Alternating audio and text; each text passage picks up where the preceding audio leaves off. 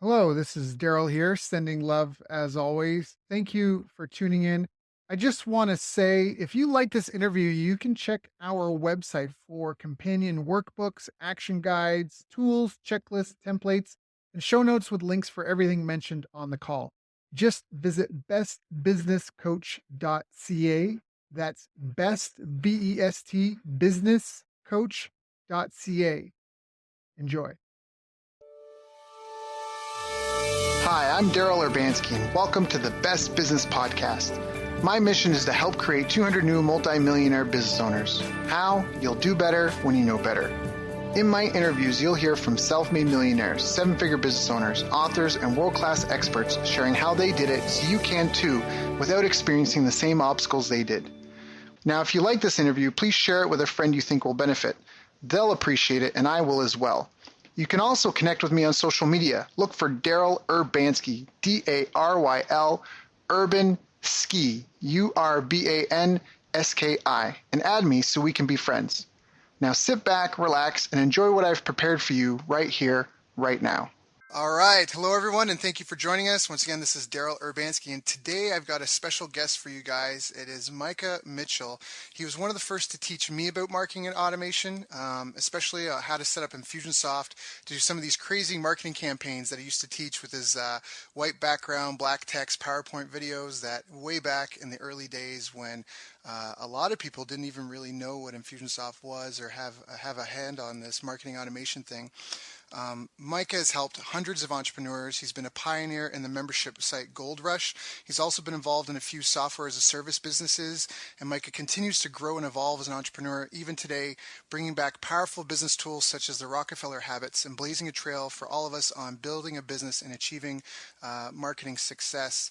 Micah, thank you for joining me today. How are you doing?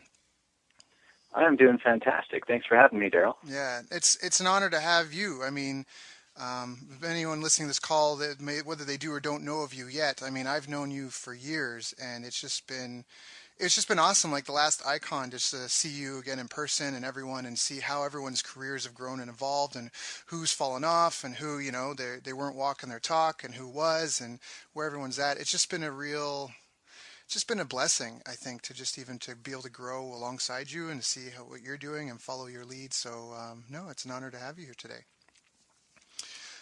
Um, so, Micah, one of the things maybe we can talk about is even before you got started with Infusionsoft, I wanted to find out a bit more about like how did you even like start building businesses and learn about marketing and marketing automation. I know it's going back a little while, a little ways, but where did all that come from? Well, so I don't go into this that often, but I kind of fell right into it. This will sound a little weird, but I was in high school, and a friend of mine got expelled from the district, and so went to a different school, and his brother-in-law had a business, and so he started working with him, and he got me a job there, and I started working with him as well, and within like 2 months, I just stopped going to school. So I stopped going to high school one day and never went back and never really heard anything about it. But it was because of this company that we went to work for.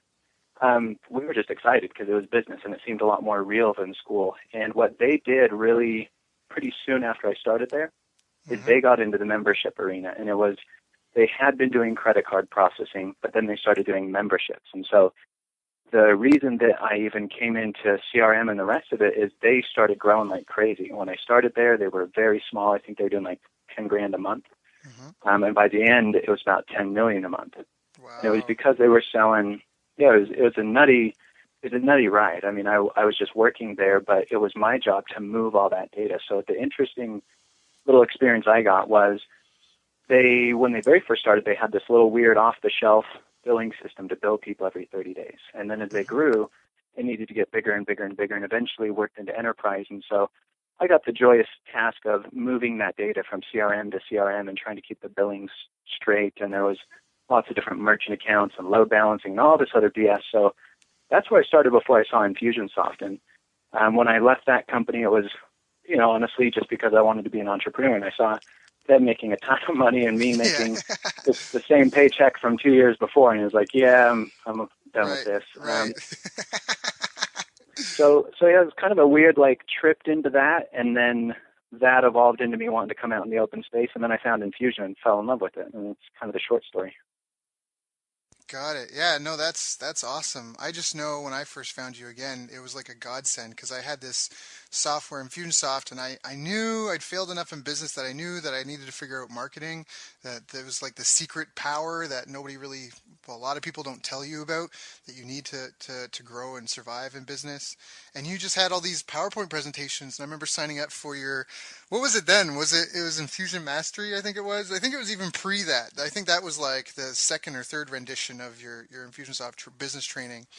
But it was just a godsend to be able to follow along your videos. I would love it. I would come back like Friday night. I'd be partying with my friends. I'd come back and be like, I'm not going to bed till I finish this video. And I would just follow along. And by the time your video was done, I would have this thing built. And it was just such a practical application of marketing stuff that I was reading about. It blew my mind. It was really, really awesome. So, Well, dude, I love to hear that when someone actually does it and it works. That's my favorite thing. So thanks. I know. Well, yeah, we both know with coaching that's often people so often, more often than not, people are in their own way of success. And I know that. I remember you called me a penis face.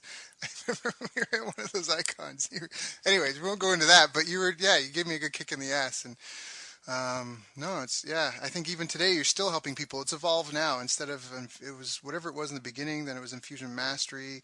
Now what is it now? It's MMM Mastery? What's the program now? Yeah, it's just Mastery, but there's two M's at the beginning because that was the domain name available, right? Got it.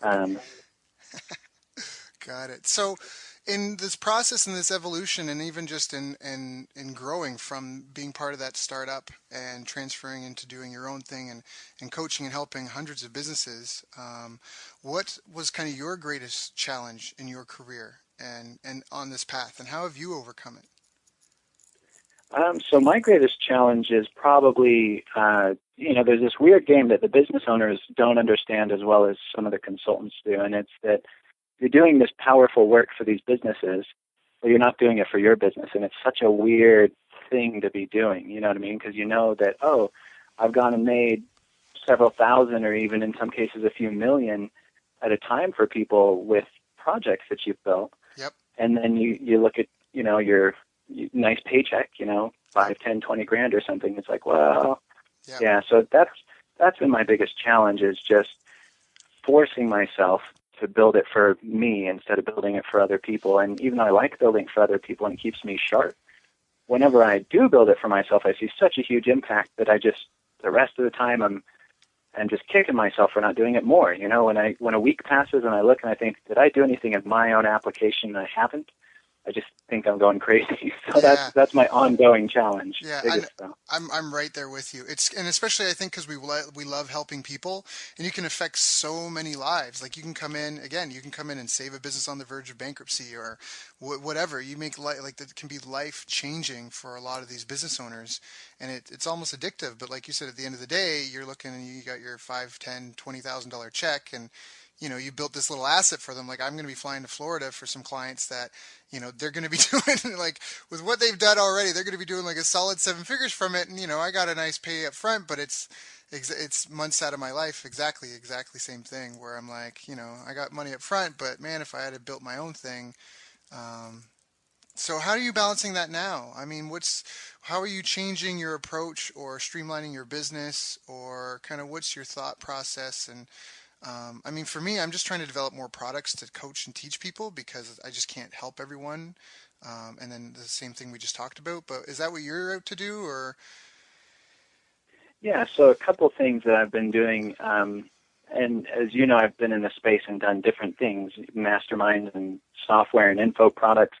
And so what I'm trying to do now is I'm trying to make a mix, because I realize that to be able to make a good info product, you have to do enough consulting to stay sharp. And Right. If you're just doing consulting and info, then you're still doing this turn and burn. Either you consult and you fix them up to a level that, it's not even, in my case, it is that they don't need me, because I train their team. I work with bigger businesses and I train their internal Infusionsoft team. And so all of that's a treadmill, right? Consulting and even info now I realize is a treadmill. When I make an info product, it has a shelf life typically. And so what I've been doing that's a lot different and started last year was I started a software product again, and that's kind of the container under everything that's catching everything that falls over. And so now I feel a lot more comfortable consulting with someone, especially if I set them up on my software product, or I feel comfortable selling my info products at a lower price because somewhere in there it mentions my software, and the software is the long-term game. So I've kind of done this hybrid thing. I've done, a ton of consulting in years, and then there's been years where I've said, okay, no consulting, and I'm just going to do products.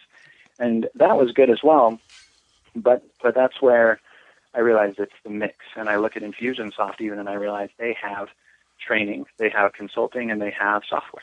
Right. And it's that mix that helps everything work. And so that's what I'm going for, is a bigger footprint of doing everything, so that I can justify some of the activities that are more like a treadmill, if that makes sense. No, it makes perfect sense. And in fact, I think it's a really powerful point. Maybe we should talk about it a little bit more.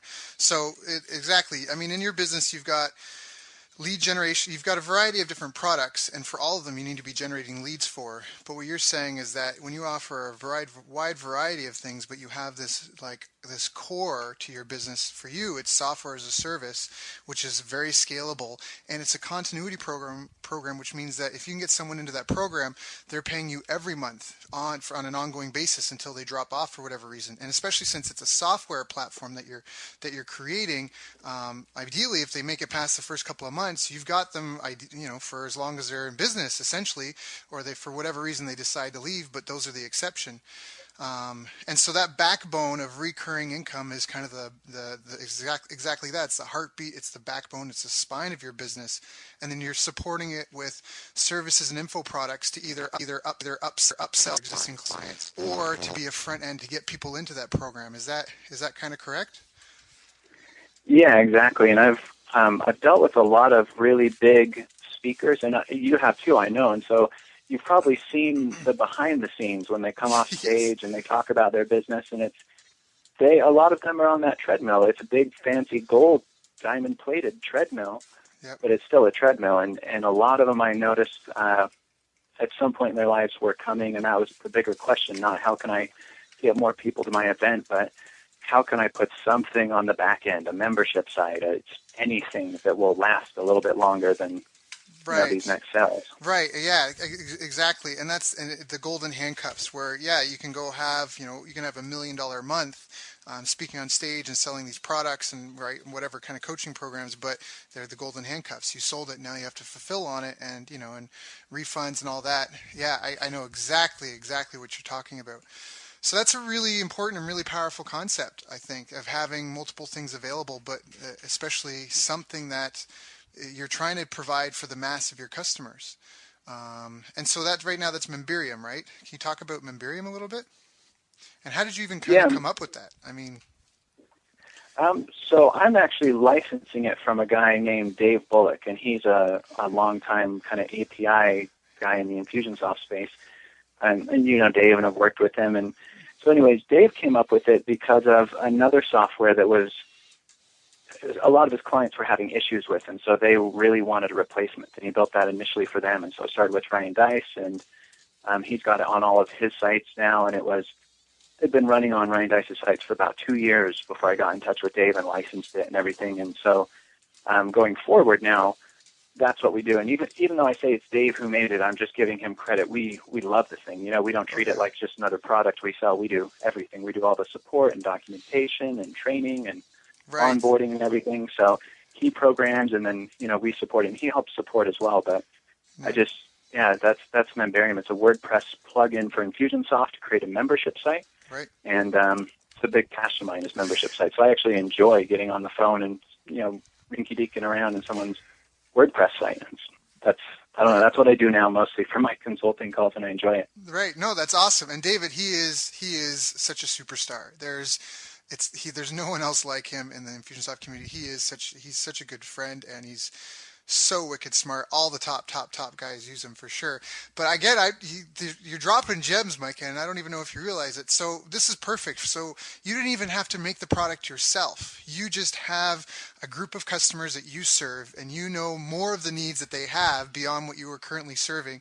And so you license the product from someone else who's very credible, that already built the product out of the same need you see your customers having, and now that's under your umbrella, and it's just a beautiful thing. It's this wonderful symbiotic partnership with a silent product developer, and you get to market it and be the front end and kind of own it, and you didn't really have to pay for the research and the development or anything like that. You just were able to go out and source a product that you knew was quality, and even could have some input in the development of, and brought that under your umbrella. And I think that those are some really powerful lessons, because I know a lot of people that I work with, they're constantly focusing on the front end, and when you talk about building a back end and upselling, they're like, but I don't have time to create a product, or I don't know what else to sell them. And so have you done this in more instances? Have you seen it applied in different ways? Is there anything like that you could kind of expand upon a little bit? I mean, how do you even think of licensing this? Yeah, so I initially thought of becoming a publisher because I was making all the info. And like I mentioned earlier, I realized the info has a shelf life, especially where I'm creating training on software that I don't own, Infusionsoft. They can change it whenever they want, and suddenly my content's gone. And so when I first started understanding that, I started looking at publishing other people's products. And so Grant James, he used to do a bunch of Facebook training and, is a big traffic guy. And now he runs a traffic business, so he helps people get traffic. But before this, he'd wanted to create some products. And so we created some products under my brand, but he created them about Facebook and running ads and getting likes and everything. And so that was my first, chance to try it out. And so I tried publishing, which is just the same thing, licensing. It was just info in that case. And I learned a couple valuable lessons that, through that. And so coming back around and doing it with Dave, it was actually, my main lesson is it was a legal thing. I'd spent a couple of years with a client who does a bunch of stuff related to law and asset protection and whatnot. And that process, I realized how important it was. And so with Dave, I actually wrote our royalty agreement using some templates, and I got some help and input from attorneys and stuff. But I just made myself learn that. And so that was a skill set that I was completely ignorant of. I'd been so naive and lost so much money by not being legally intelligent. And so this time around, I kind of proved the idea of, okay, publishing, it works. People are willing to put a product on. They don't want to be the sales end. They want to be the development end. Once I realized that, it was like, well, why publish info when I can publish, software, anything else? And right. so, right, which is more of which is almost like a better product with a longer shelf life, ideally. Yeah. Yeah, that's brilliant. That is so brilliant. No, I really, really like that. So and we talked about that too when we were at the last when we met in Phoenix at the last Icon, and you were saying that it was a big kind of stepping, or almost, I don't know if it was a rite of passage, but you felt it was a milestone that you achieved when you kind of understood the importance of understanding the legality of business and studying that. And is there anything you can share with us about that? I know you told me to talk to Casey, and when I talked to him, he told me to study real estate law, because even like a business transaction or any business contracts you would sign would be very similar to what you may encounter in a real estate deal, just because of the different parties involved and if someone's putting money in, and it's just a very good structure to follow. Is that what you followed as well? Where did you get your information on legal contracts, and is there anywhere someone should get started if they haven't done that or gotten that education yet? Yeah, it was kind of funny. To give you an idea of how much I was fumbling through the dark, I signed up for a template service, and I'm not going to remember the name of it, but you can just Google like legal templates and template documents and stuff. But I actually paid for a service because on the front end it had a wizard that walked you through what you want to do. But what was funny is, I was, like I said, I was so ignorant, and even dealing with this company who did all this legal stuff, I started to realize, oh, you know what? This isn't that much different really than programming. They're setting up the structure, they're putting in the components, and, when I realized that it was a lot like a program, the legal document was, and how it was organized, then it opened up for me, but I made so many attempts into things that didn't matter. At first, I thought it was going to be a licensing agreement, or I thought I was going to buy it outright and acquire the asset, and the more I had to I fully built contracts for those purposes. And the more I tried to get them to work, I just realized it's the wrong structure. And so eventually I found the royalty agreement. And so it was a lot of legwork, and I don't know if I'd recommend it, but that's essentially what happened is I said, I'm just going to get this done. Can I get it done this way? And I tried it. Can I get it done this way? And I tried it. And this way and this way. And I found that the royalty agreement, all the built-ins and all the customizations that I could do to the agreement, I finally realized, this thing is perfect for what we want to do. It protects both parties and all that. So I would highly recommend the documents, just because then you can just read it. And even though it's all legalese at first, and seriously, when I first read it, I was going to dictionary.com just like, what is this word? What is that word? That's right. So it's not for the faint of heart, but probably the most profitable work I've done in the last 10 years, because I look back at all the things I've done and businesses I've grown and all this kind of stuff. And that's why I say the legal is so important, because the whole time along I just thought, well, if I create value, then I'll build something. But without the legal, that can be taken so easily. Right. Yeah, you have deals go sideways or whatever. Right. So that's basically it. I realized creating value, and you probably feel this way, creating value for clients and for yourself and everything is not that hard.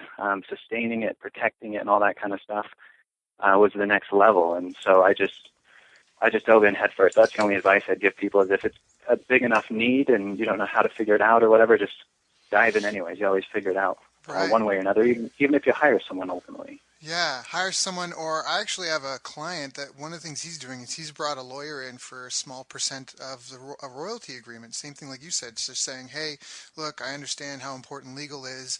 I can't handle all this stuff and I can't afford to pay you, but this is the business. This is what we think it has potential of doing. If you're interested, would you be, almost not quite work on consignment, but, work for a royalty, a percent equity in the business. So that's an option as well. And you got my gears turning about some people maybe I should reach out to in the near future and do exactly that.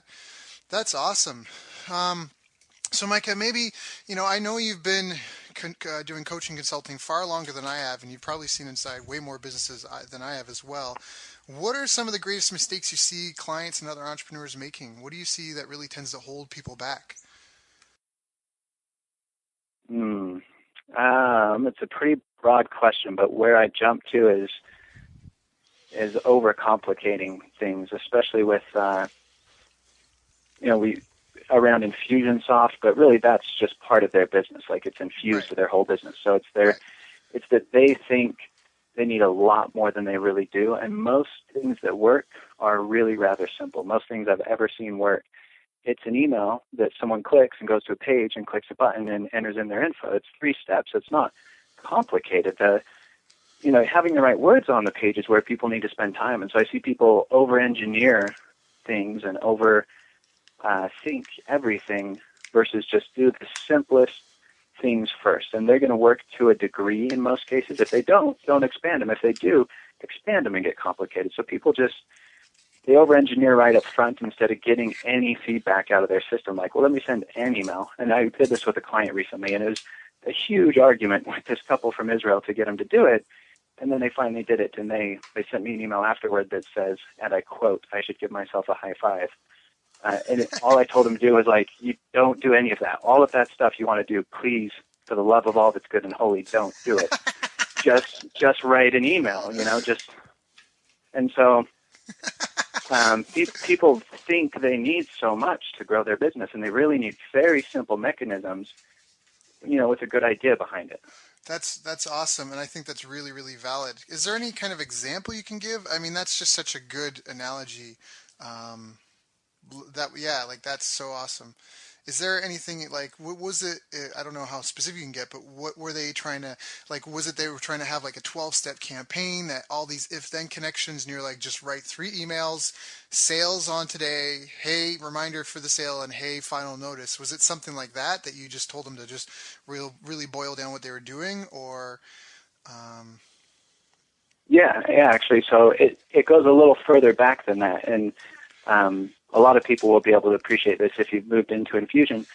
They're an existing business moving into Infusion, so they have a customer list, and they thought that they needed to segment their customer list into all these little tiny parts and have all these customized sequences to each segment of their list. And what I was saying is like, yes, in a year when you have sent some emails and you know even how to write an email and measure the click-through and whatever, go ahead. But since this is your first email ever, I would recommend just sending the one email. And all the email said was, it's Oktoberfest again. Click here if you'd like to request a reorder. And if they clicked, it said, oh, great, we'll call you, and you can place the same order as last year or change it if you'd like. And that was it. And when it went out, of course, people opened the one simple email because it got there versus the 50 emails that they would have spent 2 months writing and missed the promo, you know? Right.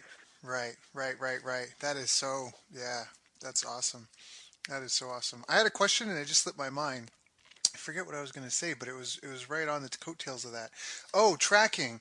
You said measuring and tracking. That sparked something in my head. What do you do for measuring and tracking? What do you think are the really critical metrics to use? And are there any sort of tools and software out there you would recommend for a dashboard or just to pull out the data you need? Or is it all in Infusionsoft? And if so, what reports?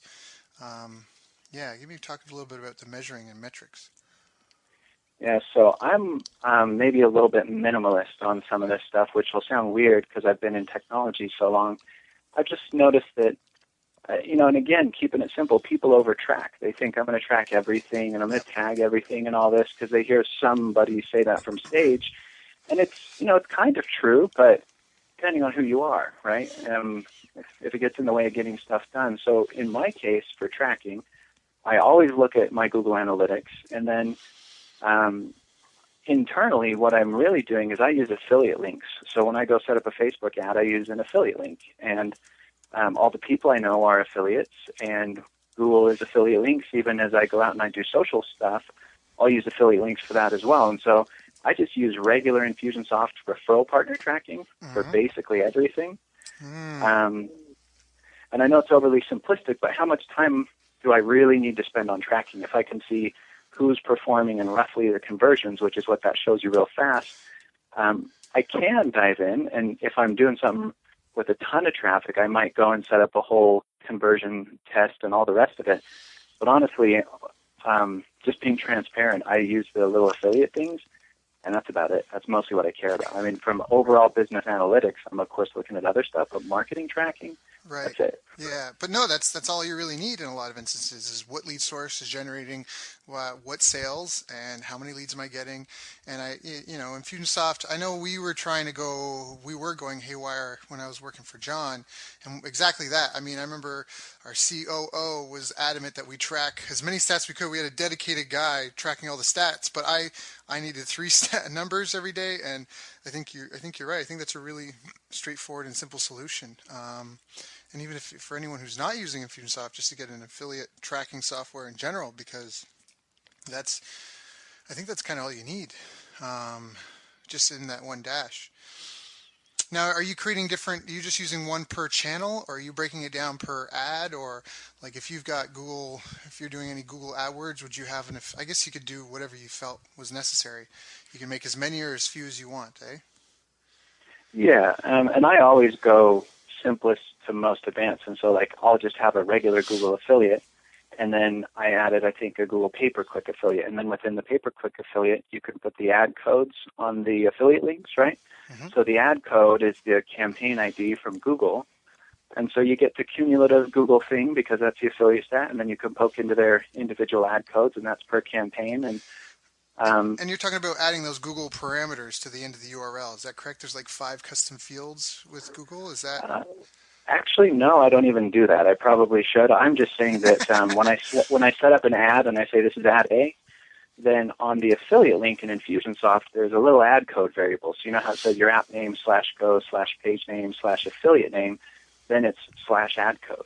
And so you can just arbitrarily create whatever you want there, and it will track it and list it.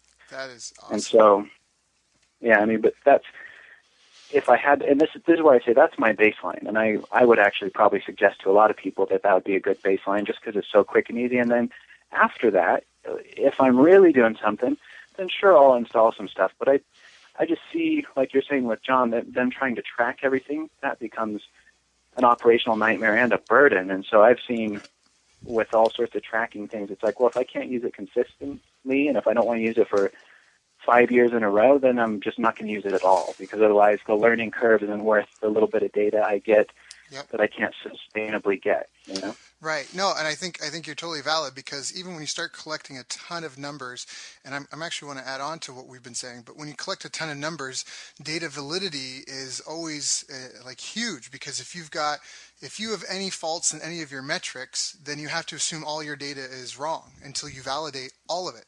And so by tracking less, it's less to kind of manage and to make sure it is valid. And I think that exactly like you say, I mean, for the most part, they're guiding metrics anyways. They're not necessarily verbatim. I know we were using Visual Website Optimizer, we were using Infusionsoft affiliate links, Bitly, and we were using Google URL parameters, and there was something else.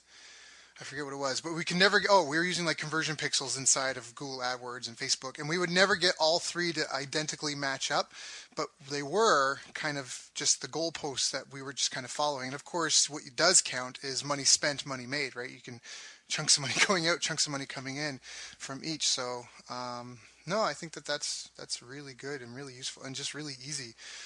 And that's an old trick too. You've probably been doing that forever. That's nothing new, is it? No, and it was funny. I was talking to Craig Jacobson just yesterday, and he went into a client where he was doing that, and I thought that was hilarious, because I have a ton of respect for Craig, like uber respect for Craig, and he has all sorts of advanced analytic tools. But he even told me, he said, yeah, the infusion site's only 5 minutes, and he goes in and he makes the affiliate link, Right. and that's all he does. Yeah. That was it. And I was like, yep, that's what I do. It's the simplest, easiest. Just you take out all the variables, and like you said, if the data's bad, I mean, one of the books he gave me, and this is a deep read, but you'll probably like it. It's called Thinking Fast and Slow. Yep. And holy crap, is it intense? It takes a while to get through, because it's all about statistics. And the way most people, the premise isn't that all statistics are wrong, but that most of the, inferences we make from statistics are wrong. And there's, they point out all the reasons why, but when you look at all the data people collect and then what they assume from that data and all the margin for error, in collecting it, all these different things, it's like that's a whole lot of effort in what really turns out to be scientifically guesswork versus let's spend all our energy on just making the product better and making more production. And so that's why I keep that in pretty simple. Yeah, and actually it's really important you mentioned making the product better, because I did a call with Ken McCarthy. Many people consider him to be the godfather of internet marketing, and that was something that came up at the Titans of Direct Response event. I don't know if you heard about that, but that was in Connecticut. Huge event, really important. Jay Abraham was there, Joe Sugarman, Gary Bensavenga, Greg Ranker from Guthrie Ranker that does Proactive, and like millions and millions of dollars a year, hundreds of millions of dollars per year. Just even like Proactive alone does 750 million, and just to hear from these guys and from them, and they're just saying the kind of the same stuff that we're talking about here. And one of the things that was brought up again and again is that a gifted product will go much further than just gifted marketing. And so making your product better, which is why I thought what you did was so brilliant, and I wanted to really expand on that, of how you just went and licensed a product, especially one that you felt you could help influence development, and you already have an active customer base, and you can have it tailor fit to them, which also fits a wider need. I just thought that was ingenious. So yeah, that's great. So the book was Thinking Fast and Slow. I've been looking at my bookshelf while we were talking, because I'm like, I think I have that. I know I looked at buying it. I don't see it though. I'm gonna have to get that. Are there any other books you would recommend, Micah? If you had like 5 books that you could read, just to if you had to start fresh and get all your knowledge that you use right now, what kind of 5 sources would you tap into, do you think? Well, I mean, there's all the classics everyone loves, like Rich Dad Poor Dad and Think and Grow Rich, and some of those, just for regular old personal development. Because I grew up in a family that was very poor, 8 kids, so I was not set up to do business, Right. And so a lot of that, some people may not need it as much, but after that, I love autobiography. So Benjamin Franklin's autobiography. Napoleon is a biography that I thought was really good, and I had to read it like 3 times for it to start making any sense, because it's most of the names and locations and everything, it's all European, like French or German. And anyway, so that's what I would recommend is I would pick a few really good ones and read them like 4 or 5 times. Right. That's more it. So if you read Benjamin Franklin and Abraham Lincoln and Napoleon, and then a couple of these, like capitalist kind of books, and then read them a bunch over and over and over for a series of years, that's, because reading them once is good, but as I reread these things, that's what I'm loving. I'm reading Franklin for like the 6th time right now, and it's just great. Yeah, I think you're right. There's so much knowledge to be had from reading a book again and again. I remember a mentor of mine, another mentor. He really likes Think and Grow Rich, and I remember he was talking about how he loves it when he tells people like go read Think and Grow Rich, and they read, they come back and they're like, hey, read it. What should I read next? And he's like, well, did you implement all of it? You know what I mean? Like, no, well then go back and read it again, and just read it again. And like, that's it. Like, there's not a whole lot more. There's just, like you said, read these autobiographies and use them as your life lessons and reread them. So what are you reading right now? Well, I'm always like poking into a lot of books, but like I said, Franklin's a big one. I'm still not done with Thinking Fast and Slow because it's really dense. There's another one that I really like lately called Winning by Jack Welch. Mm-hmm. And it's a really, it was the opposite of the way I thought about team building, but obviously we grew GE for a long time and it built him into a sustainable thing. They were already huge, but so that book was really good because it fixed a lot of the things that I had going on in my head about employees and how to build a company that was going to win. And it's some of the same, it's pretty original actually. I shouldn't say it's some of the same stuff that you already know, like, get the right people on the bus. His approach to it is very original. And some people think he's a little too brutal and whatnot, but it's an interesting book to read because it's him speaking directly to you and he answers that question very directly. Like, people have said, I'm cruel when I do this, or I'm cruel when I do that. Well, here's the reasoning, because ultimately the more cruel thing is for the company to fail and everyone to lose their jobs, kind of a thing. And so he straightened some things out, I think. So again, it's Winning. It's Jack Welch, and that was a great one. I'm reading it again because I just finished it a little while ago. But as I poke back into it, it's the same like you're saying with Think and Grow Rich. It's like, okay, I read it the first time, I liked it. Am I doing even 10% of what he said? No. Right. So I should read it again, That's right. Yeah. It's Bruce Lee has a quote where he's like, I fear the man who's practiced one kick 1,000 times more than the man who's practiced 1,000 different kicks once. So I think that fits into that. And I know you're building a team right now, so that's very relevant for the stage you're at with your business. And what have kind of been your big takeaways from it, or what have you been learning about that part? Because that's something even myself as well, to get to the next tier. First I think you're kind of trying to figure out what you're trying to do and get results, and then you get results, and then you're trying to repeat them, and then you're kind of excited because you're able to repeat results over and over, and now you start getting to a phase where you want to be able to do more, bigger, better, stronger, faster, and leverage yourself. And then you almost invariably come to the conclusion that, all right, I need a team of people to help me accomplish this. And so I know where I'm at myself. And so for you, I know you've been working on that right now as well. What have kind of been any of the ahas that you've had, the breakthroughs or things that you found working really well? I loved when you were talking about like your hiring process, how you changed that, you structured that. Was that influenced by Jack's book? That actually, I'm sure he talked a bit about it, but the basic premise of hire slow, fire fast ties into it. And that came from a past client of mine. Just, make the hiring process really long, make them jump through a bunch of hoops. And that's, to give you a little background, I've had 2 employees for a few years, 1 employee for a long time. I've always, kept some help, and then 2 employees for a few years. Now I've got about 5. And what I learned, for me at least, where I do software and training and all the rest of it, is I was really overvaluing some of the people skills, like people who were easy to talk to, were good in meetings and all the rest of this. And I was not quite valuing enough the actual technical know-how. So as I've gone through some more rounds of hiring, I've been really careful to hire the absolute smartest person in the group, and I got as many people as I possibly could. into the front end. I treat it just like a marketing funnel. Like, how many people can I get to apply? Because it's just law of numbers, I'm going to get the better candidates at the end. And at the very end, I even did a group interview where they all came into the same webinar. And I asked them questions, and then they replied through the chat with their answers. And as they did what I was asking them to do, because it's kind of an exercise. And that was really telling. That was really telling to get all the applicants in the exact same environment, give them the same info at the same time, engage their responses, because we recorded the webinar, you have a record of the chat and whatever. So it's so clear in that environment. My hiring process before, just doing the default, like I'm going to post an ad and interview some people and pick one that I know most people do, and I know I did forever.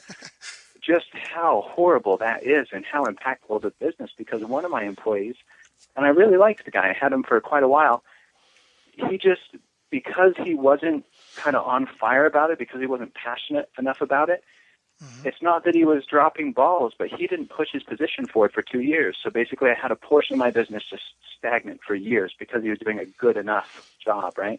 And so the couple big takeaways, I guess, just to wrap it up, is getting the right people to me now seems like the only job. Like, me as the business owner, all the rest of it, you're going to figure out some way to make products and make money in sales and marketing and all the rest of it. That's going to happen. There's not tons of strategy needed, right? You could do it a little better or worse, but getting all the right people on the bus, especially with me dealing with these bigger companies for the last couple of years, I just see like one dead executive, and not dead, but one piece of dead wood in the organization, someone who's not really moving.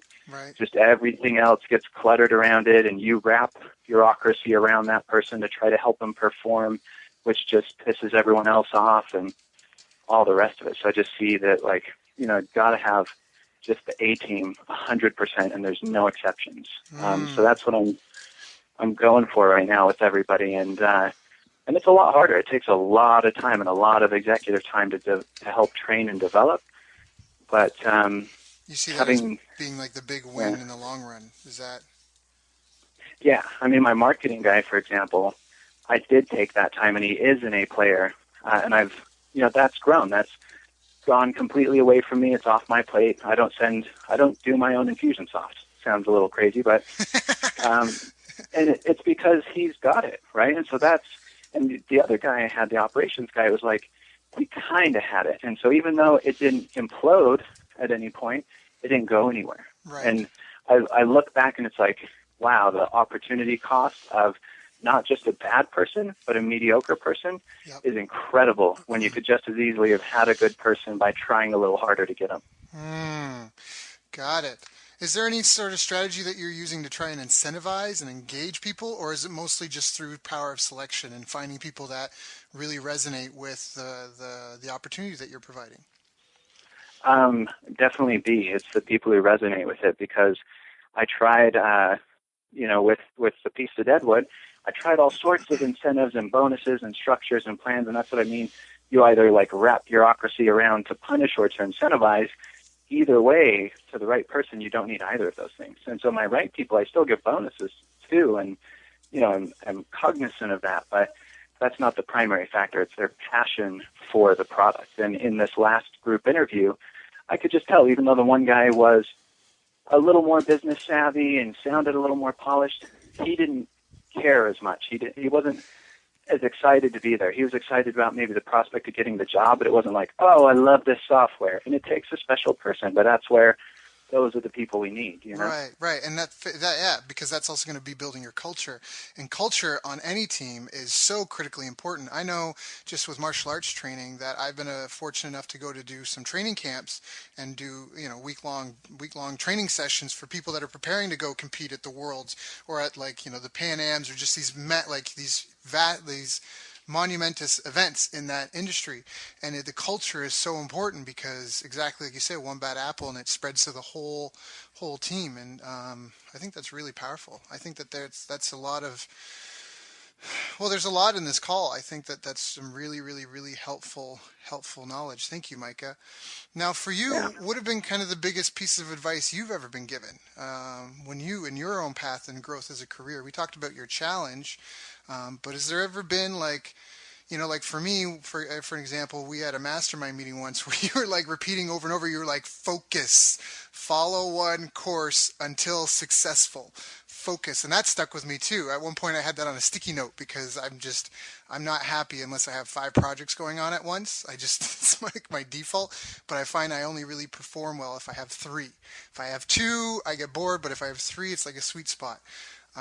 So has there been any really powerful advice that you've gotten at a time in your career when you needed it, and what was it?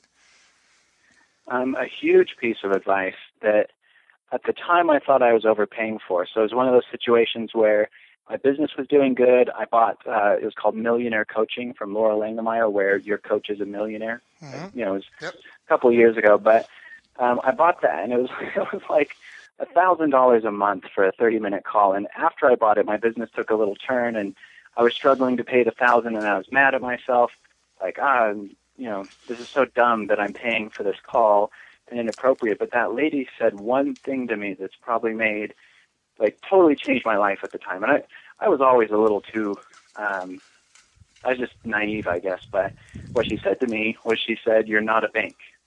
And what she meant was, you shouldn't, I was giving customers terms, some customers, wouldn't pay, and I was having all these issues related to that. So that was just huge advice for me, is just, you're not a bank. You don't need to be bankrolling people's crap. Let them, if they can't afford your services, they need to put it on a credit card or get a loan or something, because you're not a bank. And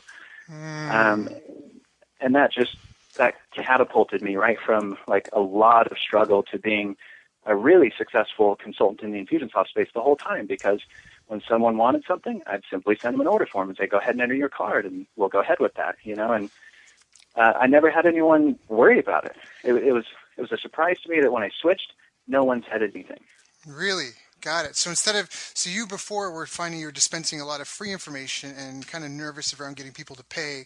And when you did ask for the money, they were trying to get you to negotiate in terms and whatever. And you just at one point got that advice and just decided, no, that's it. And basically, if somebody wanted something, you would stop with the free advice. Or obviously, you still help people a little bit, right? But at some point, you knew where your line was, and you'd be like, sure, I'd love to help you with that. Once you go and pay, fill out this order form, we can continue. And so you just got comfortable asking for the money, it sounds like. Yeah. Got it. Yeah, really simply. And I mean, the client in question, it was one of these equity deals that we all think is going to be smart, and we're going to take a chunk of the action and whatever. And I ultimately on that one got burned like $22K, and I was only like 20 years old at the time, so it's not like I could really afford that, Yeah.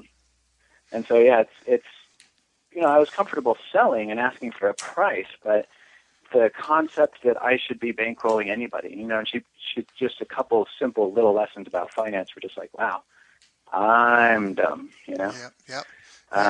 But you figure it out and move on. Yeah, no, and that's so, and that made it worth all the calls for you. It sounds like that one thing, because that one thing was holding you back. That's part of why I think even in my career, I've helped really grow and develop by going to a lot of events and signing up for a lot of coaching exactly for that reason. Again, just being told by someone on my path that, hey, you only need one idea from like a 4-day seminar to make all the money you spent to go to that seminar back.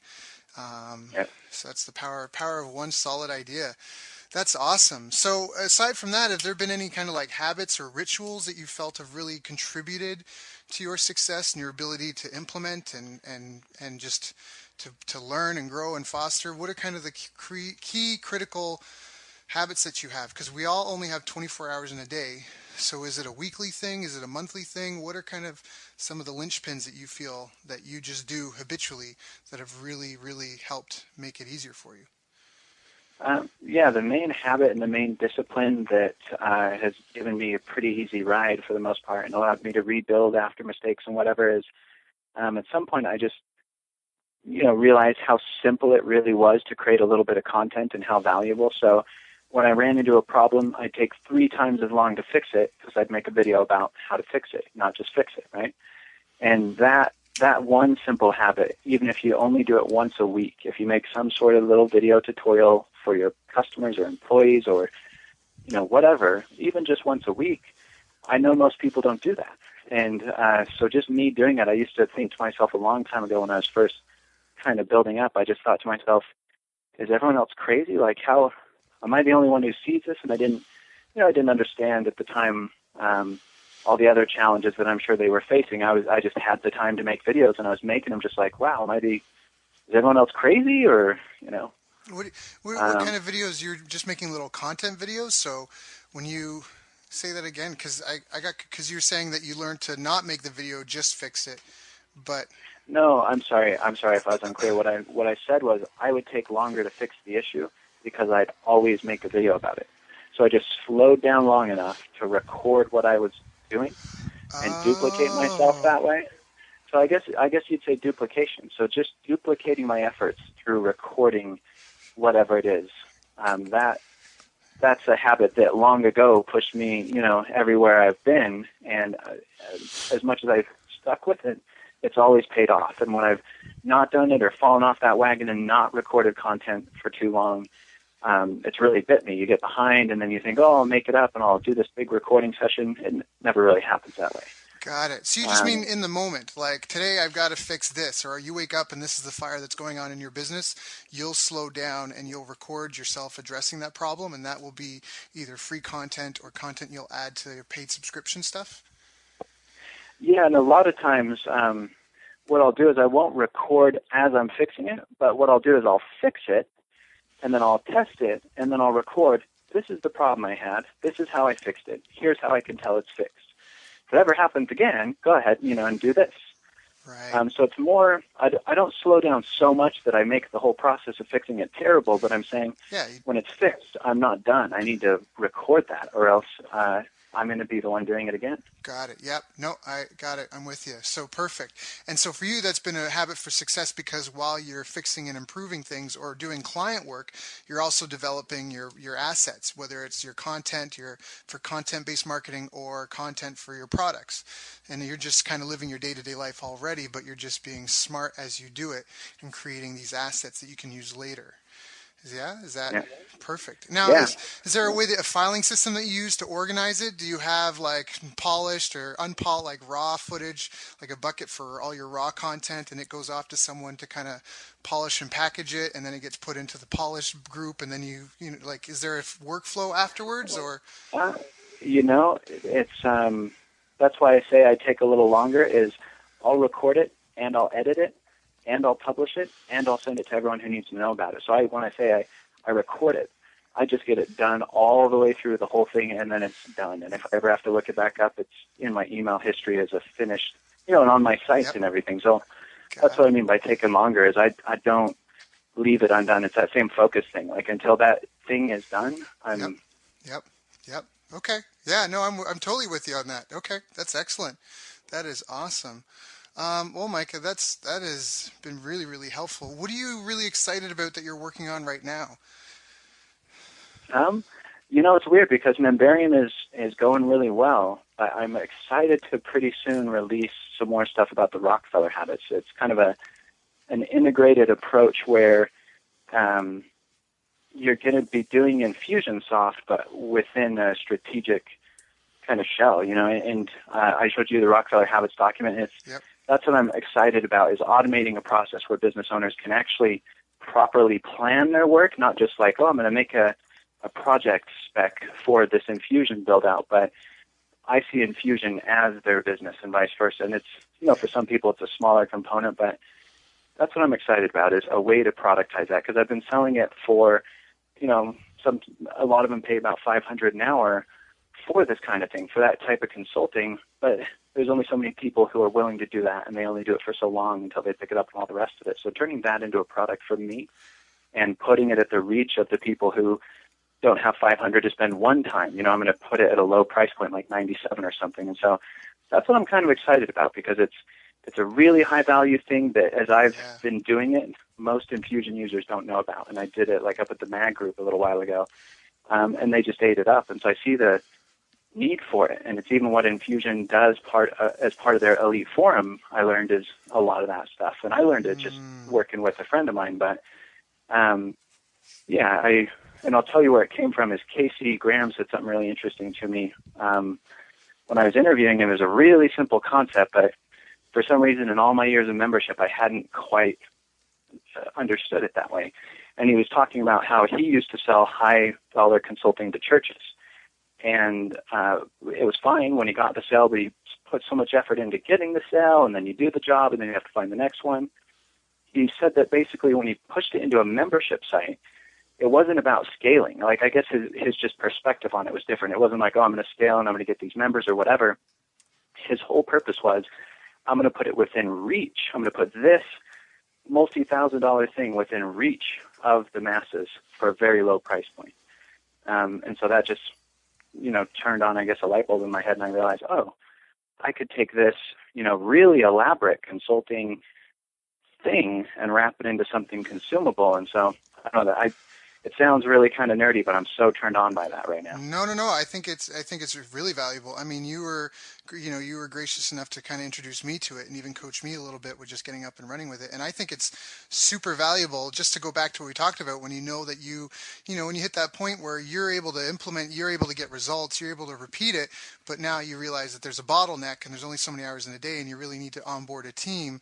That's, for me, I think that it's been the most critical, is just really kind of getting clear on my goals and breaking it down into quarterly objectives that then I can then have a project manager or, have someone on my team kind of help work with me to break down everyone's tasks from a 3 to 5 year plan to an annual plan to a quarterly plan to monthly goals that then, they would then break into a weekly objective. I think that that's huge, and just the whole system behind it. I think it's just a noble cause. I mean, I'm already seeing the value in it, and I think that that's something that's, again, a noble cause, to take something that you should, because you only have so much time in a day.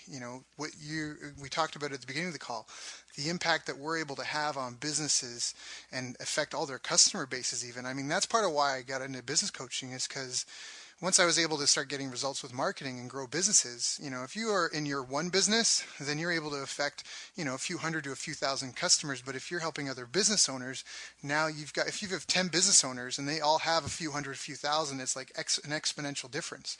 So to make that more palatable and easier to access to more people, even just kind of if they're do-it-yourselfers, right? Just to kind of get them up and running. I think that is something. And, you say you're geeking out on it, but I mean, it's awesome. It is hot. So where would someone go if they want to get on your list or get information about Memberium or your mastery course or the Rockefeller product you're planning on releasing? Where's a really good spot for people to connect with you? Yeah, so if they go to mastery.com, and it's 3N, so MMMASTERY.com, there's an opt-in there, and that's probably good for any Infusion user because it's really basic, like thinking about Infusion stuff. And once you opt in there, you'll have my email. You can also just go to support and ask a question if you want. There's a support link at the top. So just anything people need, they can come in there and ask questions, and love to help out whoever. But if you get on the list, you'll see that Rockefeller stuff coming out in a little while, and I don't know, I'm just excited about it because it's fun. And I've just a little background. I think Daryl, but for those who don't know, I stumbled across that helping a friend of mine really save his business, kind of. And he had gotten cancer, and so he had to leave his business, and it needed to survive without him, which it wasn't.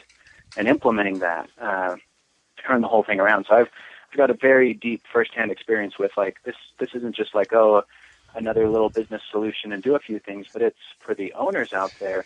It's a very freeing solution. You can start to really control and direct the destiny of the company predictably, and it's a lot of fun. Yeah, I totally agree with you. Again, I just finished my first quarter, and after reviewing how we did, it just gives you a really good feeling of how did you and your team perform and what threats kind of came up that you weren't addressing properly. And it almost in some ways it's very freeing in the sense of, I think when you're working on your own and or even with a small team, but you don't have like this guiding kind of strategic document or that heartbeat to your business, that core skeleton, you're constantly putting out fires day to day, and you're kind of just going by your gut, where you kind of want to go, and that more money is better than less.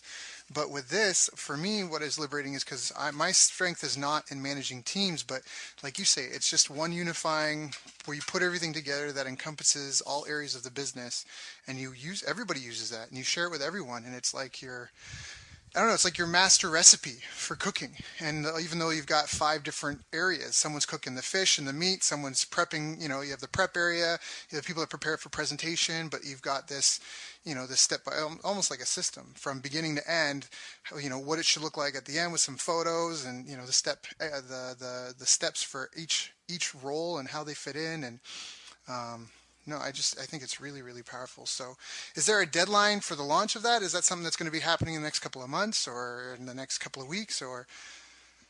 I think it's going to be late December to time with the beginning of the year because there's the quarterlies, but then there's also the yearly, which is a Yeah, great kickoff. So I'm yeah, thinking that's late perfect. December, early January. That's perfect. Yeah. Okay. Well, I definitely count me in. Whatever it is, sign me up because I already see the results from it. So, and once again, I guess it was MMM Mastery. So mmmastery.com. Was that correct? That's right. Sorry about the tricky name. No, no, no, no, no. It's perfect because it's awesome. No, we're good. Three M's Astery. So, all right, Micah. Well, thank you very much. I really, really, really appreciate you taking time out of your day today. It's always an honor whenever we get together. Good things happen, and I hope everyone who's listening to this call really kind of goes through it and pulls out the gems. Don't be afraid to listen to it more than once. Just like we talked about reading the books, we covered a lot of really good concepts and Micah, just sharing your biography. I'll send you a recording, but you could probably make some sort of report or something out of like what we just talked about, because from your story, from beginning to end, and the lessons learned, I think that would just be a great asset for your followers and your listeners because there's just you sharing your story. I think there's just so much value in what we talked about today for anyone at any stage of business. So I'll send that over to you. And yeah, just thank you again. I appreciate you coming on. Yeah, much appreciated. Thank you so much for having me, and thanks everyone for listening. All right. Okay. You've reached the end of our interview. Now, first, let me thank you for listening. I appreciate and respect you more than you'll ever know. And now I'd like to ask you a couple of questions. First, what three lessons did you just learn? What three aha moments just jumped out at you? Second, what can you implement for yourself and your business in the next 24 hours? Third, what can you give to someone else to help you with or give them to just do it for you? Whatever it is, remember taking action is the secret sauce to results. Now, if you think this interview would be helpful for a friend, please give them a link to it. It'll help them and it'll help me too. I'd also like to invite you to help me find out more about the challenges you're facing, your dreams, your goals, and how I can help you overcome what's holding you back. We both do better when we know better, and your success is my success. So please reach out and interact. You can visit our website, bestbusinesscoach.ca for Canada or California, where I'm from and where I'm living. You're welcome to also try out one of our paid programs. You can find us on YouTube, Facebook, and pretty much every other social media channel you can think of. You should also subscribe to the podcast, and if you're enjoying them, please leave us a nice review. It really helps. That's all for now. Once again, thank you. Take care of yourself and remember, the world needs the best business you can build. And I believe in you.